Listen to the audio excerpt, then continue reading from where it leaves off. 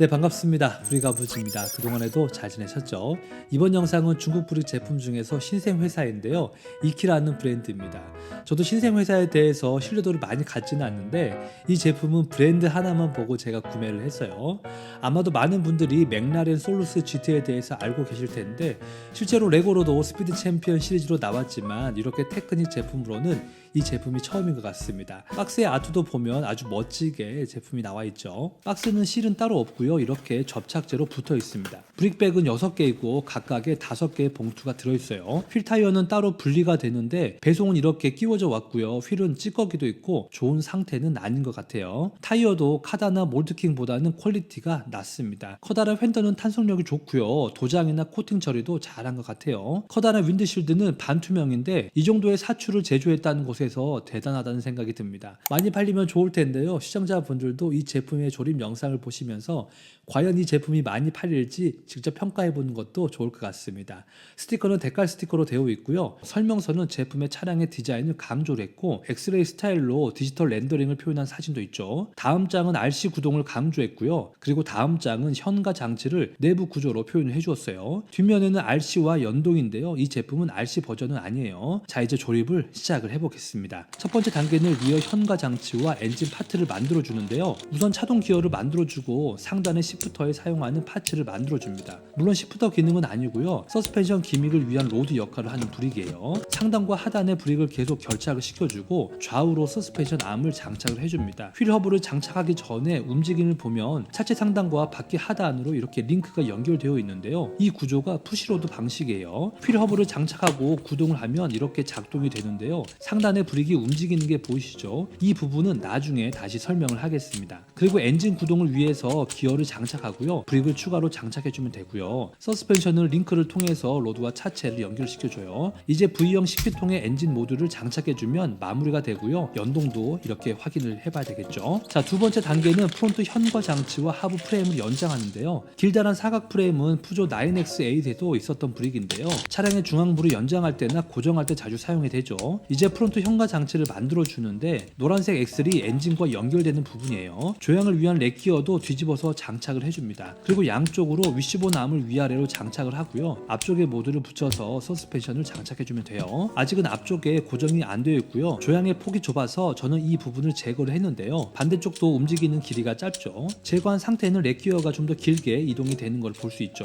이 파츠는 핸들과 조향을 연결하는 모듈인데요. 니퍼가 있다면 이렇게 장착을 하시는 게 좀 더 수월합니다. 남은 위시본 브레이크까지 결착을 했다면 상단의 서스펜션을 고정시켜주면 되고요. 휠 허브도 간단하게 장착을 하고 링크를 연결하면 현가 장치는 마무리가 됩니다. 자, 이제 메인 프레임과 장착을 하고 나서요. 핸들도 조향과 연결되는지 확인해보고 엔진도 이렇게 작동이 되는지 확인해봐야 되겠죠. 이 차량은 기어부가 따로 없고요. 피스톤만 움직이는 구조인데 10기통의 엔진이라 이전의 6기통보다는 좀 더 멋있긴 합니다. 자, 세 번째 단계는 차량의 콕핏인 캐노피를 만들어 주는데요. 콕핏의 기믹을 위해서 상단에 길다란 렉기어를 먼저 장착을 해줍니다. 시트 쪽은 레그 서포트도 만들어 주었고요. 뒤쪽에 X를 사용해서 바로 끼워주면 돼요. 디지털 계기판은 데칼 스티커인데 코팅층이 상당히 두껍습니다. 그래서 더 고급스러워 보이고요. 장착하면 운전석 쪽은 아주 만족스러워 보이죠. 캐노피의 루프는 대칭형이라 한쪽만 만들고 중앙에 루프 패널을 장착을 하고요. 나머지 한쪽도 장착해주면 돼요. 윈드실드는 저도 레고 하면서 이렇게 큰 브릭은 처음인데요. 이 정도 크기로 사출하려면 기계도 엄청 비싸지고 다른 제품도 사용을 못할 텐데 어쨌든 제작자에게 감사하다는 생각이 듭니다. 고정은 두 군데인데요. 억지로 이렇게 벌리지 않는 한 튼튼하게 고정이 돼요. 자, 이제 길다란 엑셀이 이동이 될 모듈을 장착을 해줍니다. 이 모듈은 이렇게 손잡이를 돌리면 엑셀이 움직이는 기믹인데요. 웜기어를 장착해서 이렇게 손잡이를 돌리면 됩니다. 완성된 모듈은 차량에 장착하면 되고요. 모터를 사용하면 이렇게 작동이 되는데 웜기어와 렉기어가 정확하게 맞지는 않는 것 같아요. 약간 헛도는 경우가 많습니다. 그래서 살짝 밀어주면 이 부분은 문제는 없어요. 자, 네 번째 단계는 사이드와 리어 패널 조립인데요. 리어 쪽에 상부 패널을 먼저 조립하고 난 뒤에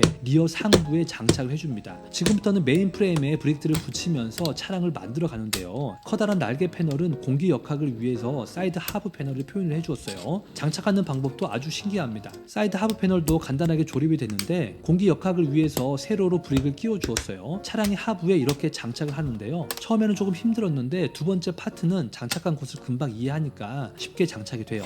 하부를 보면 이렇게 고든 직선으로 삼각형 모양을 나타냈지만 실제 차량은 리어 쪽이 좀 더 둥근 형태예요. 자, 상단도 모듈을 장착해주고요. 윈드실드 쪽도 쿼터 글라스도 장착을 해줍니다. C플러 쪽에 패널도 만들어주는데 중앙에 샤크핀을 표현하기 위해서 이렇게 블레이드를 사용했고요. 이제 반대쪽 모듈도 만들어서 서로 결착을 시키면 이렇게 완성이 됩니다. 모듈을 차량에 장착하면 되는데 휀더가 없으니까 베트카가 생각이 날 정도로 블랙의 포스가 느껴지죠. 머플러는 간단하게 표현이 되고요. 디퓨저의 라인을 표현하기 위해서 상단 브릭도 장착을 하고 새롭게 가공된 디퓨저 브릭도 장착을 해줍니다. 이 상태에서 이렇게 상단으로 올리고요. 고정될 수 있도록 브릭을 추가로 장착을 해줬어요. 리어 엔드 쪽은 스티커를 붙인 패널을 장착을 하고 중앙에 날개 브릭으로 장착하면 됩니다. 자, 마지막으로 루프를 장착해주면 네 번째 단계도 마무리가 돼요. 자, 마지막 다섯 번째 단계는 프론트 패널과 휀더를 장착하면 차량은 완성이 되는데요. 카본은 프린팅 브릭으로 되어 있는데 가격에 비하면 퀄리티가 상당히 좋습니다. 프론트 휀더 쪽의 패널도 모두 양쪽으로 장착을 하는데요. 이 부분도 정교하게 만들어 주었어요. F1 차량에 사용된 기역자 패널도 장착을 하고 시스템 브릭도 앞쪽에 붙여주면 돼요. 프론트 스플리터도 파츠를 만들어서 붙여주는데요. 프린팅 브릭으로 카본과 노란색 라인을 잘 표현을 해주었죠. 완성된 모듈은 차량에 장착을 하고 장착 메커니즘은 정말 놀랄 부분이 많습니다. 프론트 상단의 패널 모듈도 양쪽으로 장착을 하는데요. 이렇게 각도를 주어서 움직일 수 있도록 설계를 해주었어요. 드디어 휀더 브릭을 장착을 하는데 검은색 라인이 데칼 스티커이고 한쪽은 스티커가 없습니다. 확실히 차이가 많이 나죠. 휀더 쪽의 덕트도 이전에 다른 영상에서 제가 있으면 좋겠다고 말씀을 드렸는데 드디어 이렇게 가공된 덕트가 생겼습니다. 장착은 아주 간단해요. 양쪽으로 핀 2개만 고정하면 됩니다. 리어 쪽도 같은 방법으로 장착을 하고요. 마지막으로 바퀴를 장착하면 차량은 마무리가 돼요.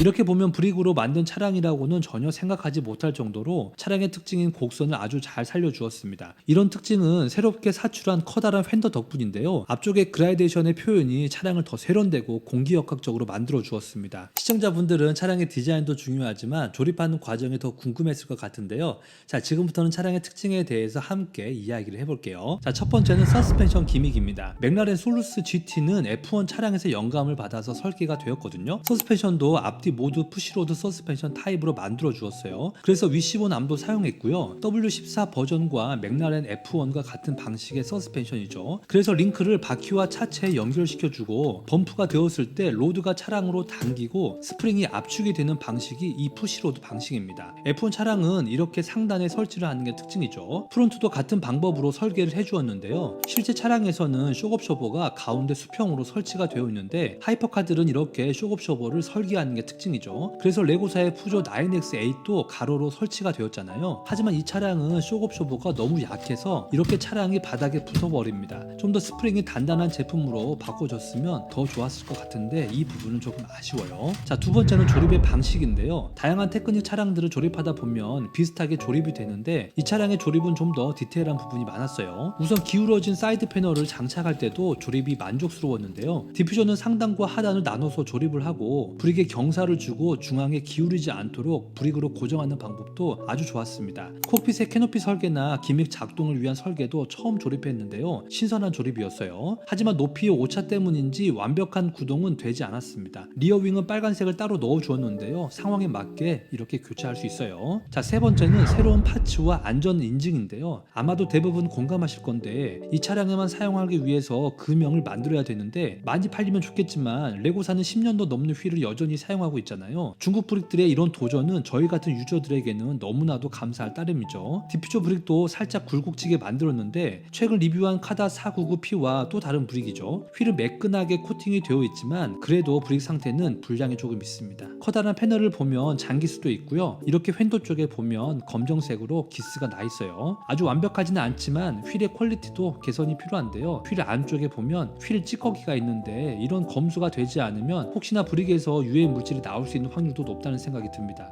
요즘 중국 브릭 회사들도 안전 인증을 거치는데 대부분 통과한 제품들만 한국에 수입하거나 판매를 한다고 하네요. 물론 판매자들도 해외 수출하기 위해서는 CE 인증이나 UKCA 인증을 해야 되니까 레고의 품질과 완벽하게 동일하지 않지만 모두 안정적인 제품이라는 생각이 들어요. 자, 그리고 네 번째 디테일에 대해서 잠깐 언급하자면 아무래도 중국 브릭 회사이다 보니까요. 디테일은 조금 수정이 필요합니다. 콕핏의 디지털 클러스는 이런 방식은 아니고요. F1 차량의 레이싱 전용 스티어링 휠을 사용합니다. 물론 조립하는 과정은 이런 방식이 만족스럽긴 하죠. 그리고 휀더의 에어 덕트는 직접 가공을 해주었는데 아주 완벽합니다. 이전에 스트라달레 차량의 휀더 덕트는 라인만 만들어 주었는데요. 이런 변화는 아주 만족스럽고 레고사에서도 이런 변화를 빨리 받아들였으면 좋을 것 같다는 생각이 들어요. 자, 마지막으로 만족도인데요. 가격은 타오샵 K에서는 64,900원에 판매를 하고 있고요. 차이나는 브릭에서는 54,900원에 좀 더 저렴하게 판매를 하고 있는데요. 두 제품 모두 파워 펑션을 뺀 옵션입니다. 이 정도의 가격에 조립의 만족감이나 완성 제품의 만족감도 아주 훌륭한 제품이라는 생각이 드는데요. 개인적으로 이 제품은 테크닉을 좋아하신다면 꼭 구매하셔서